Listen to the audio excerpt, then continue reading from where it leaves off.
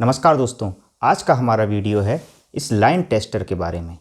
इतना तो हम जानते हैं कि ये लाइन टेस्टर काम आता है करंट चेक करने की, लेकिन फिर भी बहुत सारे डाउट्स हमारे दिमाग में रहते हैं। जैसे कि डाउट नंबर 1, ये सॉकेट के केवल एक पॉइंट पर ही करंट शो करता है, दूसरे पॉइंट पर करंट शो क्यों नहीं करता। डाउट नंबर 2, इस लाइन टेस्टर से अगर बल्ब जल रहा है तो हमें करंट क्यों नहीं लग रहा। डाउट नंबर 3, इसका बल्ब तभी जलता है जब हम मेटल की कैप को टच करते हैं। तो आइए एक एक करके समझते हैं। सबसे पहला पॉइंट है कि टेस्टर सॉकेट के एक तरफ ही क्यों ग्लो करता है, दूसरे होल में ग्लो क्यों नहीं करता। इसको समझने के लिए हमें थोड़ा सा वायरिंग के बारे में समझना होगा। ऐसा होता है कि जब भी हम किसी अप्लायंस को दो वायर से कनेक्ट करते हैं तो दोनों वायर से एक साथ करंट एंटर नहीं करता, बल्कि एक वायर से एंटर करता है और दूसरे से एग्जिट करता है।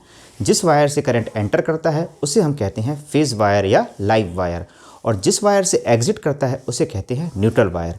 जैसा कि डायग्राम में दिखाया गया है, बल्ब में फेज वायर से करंट एंटर कर रहा है और न्यूट्रल वायर से करंट एग्जिट कर रहा है। न्यूट्रल और फेज वायर किसी स्विच बोर्ड के अंदर किस तरह से जुड़े होते हैं, डायग्राम में दिया हुआ है। फेज वायर स्विच से होता हुआ सॉकेट के एक पॉइंट से कनेक्टेड है और न्यूट्रल वायर डायरेक्ट ही सॉकेट के दूसरे पॉइंट से कनेक्टेड है। अब अगर हम टेस्टर को सॉकेट के फेज वायर वाले पॉइंट पर जोड़ें तो टेस्टर ग्लो करता है, लेकिन न्यूट्रल वाले पॉइंट पर टेस्टर ग्लो नहीं करता। इसका कारण है कि जब भी हम टेस्टर को फेज वाले पॉइंट से टच करते हैं, करंट फेज से होता हुआ टेस्टर के थ्रू फिर हमारी बॉडी के थ्रू ग्राउंड में चला जाता है। यहाँ पर टेस्टर को दोनों वायर मिल रहे हैं, फेज वायर सामने से मिल रहा है और ग्राउंड टेस्टर के लिए न्यूट्रल का काम कर रहा है। लेकिन न्यूट्रल वायर के केस में जब हम टेस्टर को न्यूट्रल वाले पॉइंट पर टच करते हैं तो सामने भी न्यूट्रल है और ग्राउंड भी न्यूट्रल है। इसी वजह से न्यूट्रल वाले पॉइंट पर टेस्टर ग्लो नहीं करता।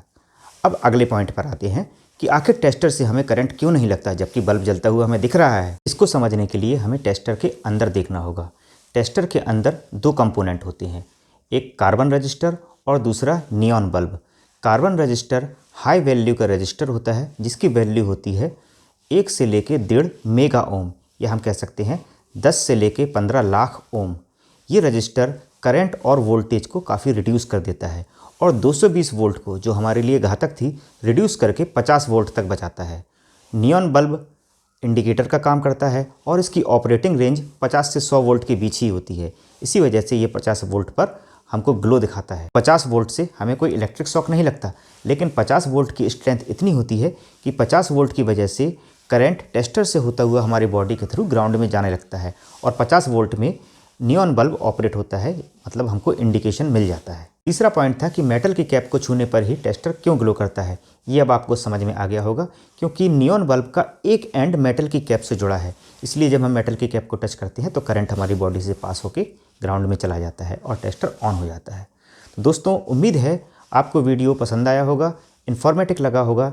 इसलिए वीडियो को ज़्यादा से ज़्यादा शेयर करें, लाइक करें और चैनल को सब्सक्राइब करें। धन्यवाद।